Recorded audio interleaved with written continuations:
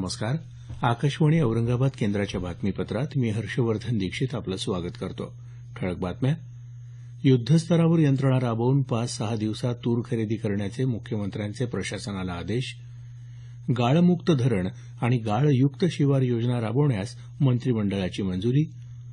महापुरुषांचे पुतळे उभारण्याला मंजुरी देण्यासाठी जिल्हाधिकाऱ्यांच्या अध्यक्षतेखाली समिती स्थापन आणि कृषी उत्पन्न बाजार समितीच्या नियंत्रणातून भरड आणि कडधान्य वगळण्याची कृषी राज्यमंत्र्यांची मुख्यमंत्र्यांकडे मागणी. आता सविस्तर बातम्या. तूर खरेदीसाठी युद्धस्तरावर अतिरिक्त यंत्रणा राबवून तसंच 2 पाळ्यांमध्ये काम करून खरेदी प्रक्रिया येत्या 5 ते 6 दिवसात पूर्ण करण्याचे आदेश मुख्यमंत्री देवेंद्र फडणवीस यांनी दिले आहेत. काल मंत्रिमंडळ बैठकीदरम्यान त्यांनी हे आदेश दिले. गेल्या 22 एप्रिलपर्यंत हमीभावानं 2,58,341 शेतकऱ्यांची 1,839 कोटी रुपयांची 40 लाख क्विंटल तूर खरेदी करण्यात आली आहे. नोंदणी केलेल्या उर्वरित शेतकऱ्यांच्या तुरीची खरेदी येत्या 5 ते 6 दिवसात पूर्ण करण्याचे आदेश त्यांनी प्रशासकीय यंत्रणेला दिले आहेत. तूर साठवण्यासाठी आवश्यकता भासल्यास खासगी गोदामं ताब्यात घेण्याचे निर्देशही मुख्यमंत्र्यांनी दिले. राज्यात गाळमुक्त धरण आणि गाळयुक्त शिवार योजना राबवण्यास मंत्रिमंडळानं काल मंजुरी दिली. राज्यातल्या 82,156 धरणांपैकी 31,459 धरणांमध्ये साचलेला गाळ उपसा करून शेतात पसरवण्याचा निर्णय घेण्यात आला आहे.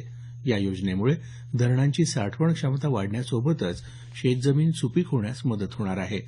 गाळ काढण्यासाठी सुमारे 6,236 कोटी रुपये खर्च अपेक्षित असून पुढच्या 4 वर्षात टप्प्याटप्प्यानं संपूर्ण गाळ काढण्यात येणार आहे. हा गाळ स्थानिक शेतकऱ्यांना मोफत मिळणार असून त्यांना तो स्वखर्चानं शेतापर्यंत वाहून न्यावा लागणार आहे. गाळ उपसण्याची कार्यवाही प्रशासकीय मान्यतेनुसार होणार असून या कार्यक्रमाच्या अंमलबजावणीसाठी राज्य, जिल्हा आणि तालुका स्तरांवर समित्या स्थापन करण्यात येणार आहेत.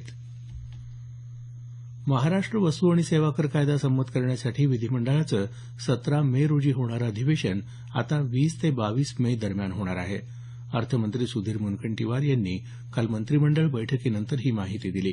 दरम्यान शेतकरी कर्जमाफीसह शेतकऱ्यांशी निगडीत विविध प्रश्नांवर चर्चा करण्यासाठी विधिमंडळाचं विशेष अधिवेशन बोलावण्याची मागणी शिवसेनेनं केली आहे. सार्वजनिक बांधकाम उपक्रम मंत्री एकनाथ शिंदे यांच्यासह शिवसेनेच्या मंत्र्यांनी यासंदर्भात काल मुख्यमंत्र्यांची भेट घेतली. वस्तू आणि सेवा कर कायद्यासंदर्भातल्या अधिवेशनाचा कालावधी 2 दिवस वाढवून शेतकऱ्यांच्या कर्जमाफीच्या मुद्द्यावर चर्चा करावी असं मतही शिवसेना नेत्यांनी व्यक्त केलं. शेतकरी कर्जमाफीच्या घोषणेसाठी विधिमंडळाचं विशेष अधिवेशन बोलावण्याची मागणी राज्याच्या विरोधी पक्षानंही केली आहे. विरोधी पक्षांच्या शिष्टमंडळानं काल राज्यपाल सी विद्यासागर राव यांची भेट घेऊन याबाबतचं निवेदन सादर केलं. विधानसभेचे विरोधी पक्षनेते राधाकृष्ण विखे पाटील, विधान परिषदेचे विरोधी पक्षनेते धनंजय मुंडे यांच्यासह अनेक मान्यवर नेते यावेळी उपस्थित होते. दरम्यान बळीराजा शेतकरी संघटनेच्या कार्यकर्त्यांनी काल मुंबईत मंत्रालयाच्या प्रवेशद्वारासमोर तूर, कांदे आणि केळी फेकून आंदोलन केलं. यावेळी कार्यकर्त्यांनी सरकारच्या विरोधात घोषणाबाजी केली. पोलिसांनी या आंदोलकांना ताब्यात घेतलं. महापुरुषांचे पुतळे उभारण्यासंदर्भात मान्यता देण्याच्या अधिकाराचं विकेंद्रीकरण करण्यात आलं असून आता जिल्हाधिकाऱ्यांच्या अध्यक्षतेखालील पुतळा समिती याबाबतची मान्यता देईल. यासंदर्भात विविध मार्गदर्शक तत्वं सामान्य प्रशासन विभागानं काल जारी केली. एकाच गावात एकाच महापुरुषांच्या पुतळ्यांसाठी अंतराची सीमा निश्चित करण्यात आली असून 2 किलोमीटरच्या परिसरात एकाच महापुरुषाचा दुसरा पुतळा आता उभारता येणार नाही. पुतळा उभारणाऱ्या संस्थेवर संबंधित पुतळा उभारण्याच्या खर्चासह पुतळ्याची देखभाल, पावित्र्य आणि मांगल्य राखण्याची जबाबदारी सोपवण्यात आली आहे. रस्ता रुंदीकरण किंवा अन्य विकास कामांसाठी पुतळा इतरत्र हलवणं आवश्यक असल्यास स्वखर्चानं ही कार्यवाही करण्याबाबतचं शपथपत्रही संस्थेकडून घेतलं जाणार आहे. हे बातमीपत्र आकाशवाणीच्या औरंगाबाद केंद्रावरून प्रसारित केलं जात आहे. आमचं हे बातमीपत्र newsonair.com या संकेतस्थळावरही उपलब्ध आहे. कृषी उत्पन्न बाजार समितीच्या नियंत्रणातून भरड आणि कडधान्य वगळण्याची मागणी कृषी राज्यमंत्री सदाभाऊ खोत यांनी मुख्यमंत्र्यांकडे एका पत्राद्वारे केली आहे. यामुळे बाजार समित्यांवरचं व्यापारी आणि राजकीय नियंत्रण संपुष्टात येईल असं ते म्हणाले. राज्यात भरड तसंच कडधान्याचं मोठ्या प्रमाणावर झालेलं उत्पादन आणि या परिस्थितीत शेतकऱ्यांना द्यावयाची मदत लक्षात घेता बाजार समित्यांचं या धान्यांवरचं नियंत्रण हटवणं आवश्यक असल्याचं त्यांनी या पत्रात म्हटलं आहे. मराठा आरक्षणाचा मुद्दा मागास प्रवर्ग आयोगाकडे पाठवण्याबाबत राज्य सरकारनं उद्यापर्यंत आपली भूमिका स्पष्ट करावी असे आदेश मुंबई उच्च न्यायालयानं काल राज्य सरकारला दिले. यापूर्वी राज्य सरकारनं मागासवर्गीय आयोगाकडे मराठा आरक्षणाचा मुद्दा सोपवण्यास हरकत नसल्याचं म्हटलं होतं. मात्र यावरून राज्य सरकारची भूमिका स्पष्ट होत नाही असं न्यायालयानं म्हटलं आहे. परभणी शहरासाठी दुधना नदीपात्रात उद्या सकाळी 8 वाजेपासून 1200 घनफूट प्रतिसेकंद वेगानं पाणी विसर्ग करण्यात येणार आहे. या पार्श्वभूमीवर नदीकाठावरच्या गावातल्या लोकांनी खबरदारी घ्यावी असं आवाहन जिल्हा प्रशासनाकडून करण्यात आलं आहे. दरम्यान परभणी शहरातल्या टंचाईग्रस्त भागांना सोमवारपासून 22 टँकरद्वारे पाणी पुरवठा सुरू करण्यात आला आहे.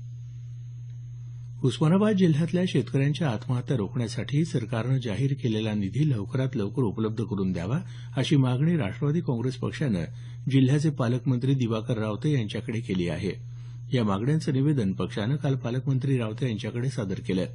स्त्री रुग्णालयाचं व्यवस्थापन, जलयुक्त शिवार योजनेअंतर्गत झालेल्या कामांचं मूल्यमापन, उस्मानाबाद बसस्थानकाचं आधुनिकीकरण आदी मुद्द्यांचाही या निवेदनात समावेश आहे. दारणा धरण समूहावरील बिगर सिंचन आरक्षित पाण्याचं समन्यायी प्रमाणात वाटप करण्याचे आदेश जलसंपदा राज्यमंत्री विजय शिवतारे यांनी दिले आहेत. काल मंत्रालयात यासंदर्भात झालेल्या बैठकीत ते बोलत होते. महाराष्ट्र जलसंपत्ती कायद्यानुसार सिंचनासाठी पाण्याचं समन्यायी प्रमाणात वाटप केलं जातं, त्याच पद्धतीने बिगर सिंचन पाण्याचंही वाटप केलं जाणार आहे. या निर्णयामुळे शेतकऱ्यांना मोठा दिलासा मिळणार आहे. नाशिक जिल्ह्यातल्या निफाड आणि लासलगाव बाजार समितीत गेल्या 11 दिवसांपासून बंद असलेले कांदा लिलाव कालपासून पुन्हा सुरू झाले. कांद्याच्या विक्रीपोटी व्यापारी देत असलेले धनादेश वटण्यास विलंब होत असल्यानं कांद्याचा मोबदला रोख स्वरूपात मिळावा यावरून मतभेद झाल्यानं 20 एप्रिलपासून हे लिलाव बंद होते. काल झालेल्या बैठकीत कांदा खरेदीपोटी शेतकऱ्यांना 5,000 रुपये रोख आणि उर्वरित रक्कम धनादेशाद्वारे देण्यावर व्यापारी आणि शेतकऱ्यांचं एकमत झालं. महात्मा गांधी ग्रामीण रोजगार हमी योजनेअंतर्गत मराठवाड्यात 25,000 हेक्टरवर कल्पवृक्ष फळबाग लागवड केली जाणार असून अहिल्यादेवी सिंचन विहीर योजनेअंतर्गत 41,800 विहिरींचं बांधकाम सुरू होणार आहे. विभागीय आयुक्त डॉ पुरुषोत्तम भापकर यांनी ही माहिती दिली. ते काल औरंगाबाद इथं यासंदर्भात आढावा बैठकीनंतर बोलत होते. अमृतकुंड शेततळे, निर्मल शौचालय, निर्मल शोषखड्डे यासोबत जलसंधारणाची कामं, समृद्ध ग्राम योजना आदी उपक्रमांची त्यांनी यावेळी माहिती दिली. औरंगाबादचे जिल्हाधिकारी नवल किशोर राम यांनी राष्ट्रीय ग्रामीण रोजगार हमी योजनेची कामं 45 दिवसात पूर्ण करण्याचे निर्देश दिले. जिल्ह्यात येत्या 1 ते 7 जुलै दरम्यान 14 लाख वृक्ष लागवड पूर्ण करण्यात येणार असल्याचं जिल्हाधिकाऱ्यांनी सांगितलं. शिक्षकांच्या बदल्यांसंदर्भात राज्याच्या ग्रामविकास खात्यानं 27 फेब्रुवारी रोजी परिपत्रक काढून लागू केलेल्या नव्या नियमांना महाराष्ट्र राज्य प्राथमिक शिक्षक समितीनं मुंबई उच्च न्यायालयाच्या औरंगाबाद खंडपीठात आव्हान दिलं आहे. समितीचे बीडचे जिल्हाध्यक्ष दिलीप ढाकणे यांनी यासंदर्भात याचिका दाखल केली असून यावरील सुनावणी 5 जूनला होणार आहे. शेवटी पुन्हा काही ठळक बातम्या. युद्धस्तरावर यंत्रणा राबवून 5-6 दिवसात तूर खरेदी करण्याचे मुख्यमंत्र्यांचे प्रशासनाला आदेश. गाळमुक्त धरण आणि गाळयुक्त शिवार योजना राबवण्यास मंत्रिमंडळाची मंजुरी.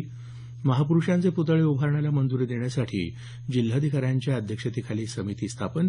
आणि कृषी उत्पन्न बाजार समितीच्या नियंत्रणातून भरड तसंच कडधान्य वगळण्याची कृषी राज्यमंत्र्यांची मुख्यमंत्र्यांकडे मागणी. याबरोबरच हे बातमीपत्र संपलं. आमचं यानंतरचं मराठी संक्षिप्त बातमीपत्र सकाळी 10 वाजता.